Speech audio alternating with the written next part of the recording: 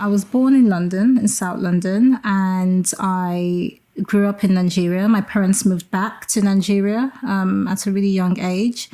Living in Nigeria and going to school in Nigeria meant that I had to see young children die because of the lack of care or just because of complications that developed through organ failure or whatever. And even sometimes because of the lack of diagnosis completely. Some of them didn't even know they had it. There are levels and levels of discrimination and stigma where people are even afraid to actually talk about it or even, own up to having it. But I think what makes it so difficult and what makes it worse is the general lack of understanding and awareness of the disease. Living with the pain has been really difficult, but where I really struggle is my chest. You can just imagine someone going like that with a hammer on, in the middle of your chest constantly without stopping, and it feels like those areas are also on fire at the same time with nails and needles and all sorts of things just poking through the bone, and it's the most brutal pain that I've ever felt. Tell me about a success in your life. Tell me about something you've done which you're just really proud of. I visited Sri Lanka a few years ago and I climbed an ancient rock called the Sigiriya Rock. It's about 600 feet high. I had never done anything as profound as that in my life because I've been told that you cannot do it. You will literally go into a crisis and end up in hospital.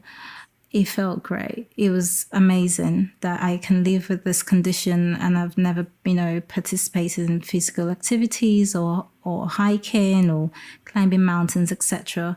But what was really profound was I came back to the UK and saw my doctor and was told that, oh, you remember we had this MRI and this is what it's shown. You've got stage 3 of a vascular necrosis. So basically, I'm told that I am 34, but I've got the hip of an 80-year-old. And I said to my doctor, isn't it incredible that I could climb this rock? What he said back to me is, maybe if you knew that you had this before you went away, you probably wouldn't have done it. And I reflected on that and thought, actually, that's true, that there was probably something mental that drove me to do it, maybe my mental strength. It's the nature of sickle cell.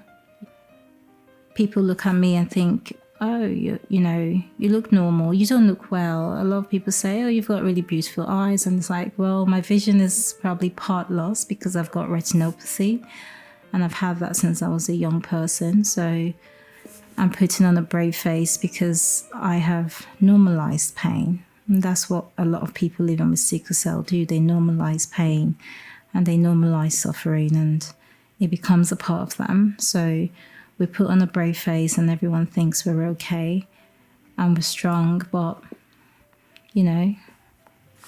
it's not always the case. You're only human. Yes, we're only human. So would you want to say... You're okay, June?